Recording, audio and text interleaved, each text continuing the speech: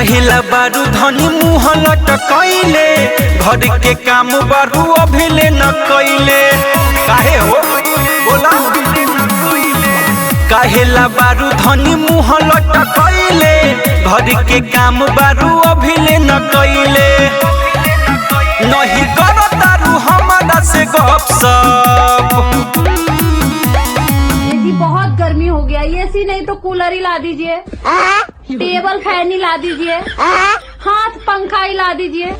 खाना मांगिएगा हम भी करेंगे। हैं गर्मी के मारे ये राजा जी करता देहिया चप चप, करता देहिया चप चप। गर्मी के मारे ये राजा जी करता देहिया चप चप, करता देहिया चप चप।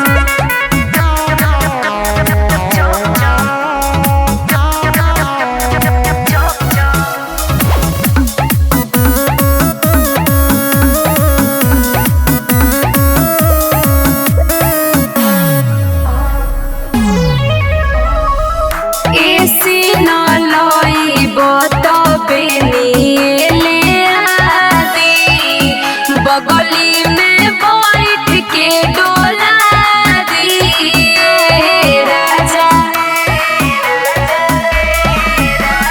पैसा के चलता कर की हो, बात माना धनी सबर की हो।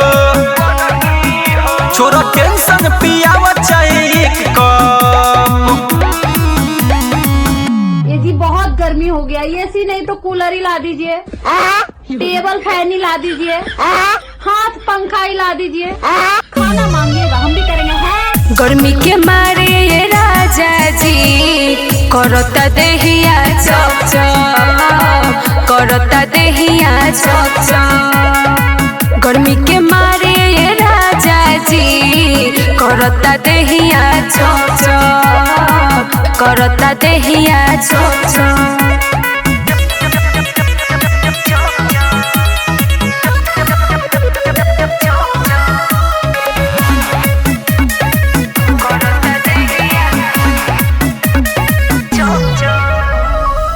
मनुष्य मतलबी पिया दुख होता घर में, ले चली पटना शहर में।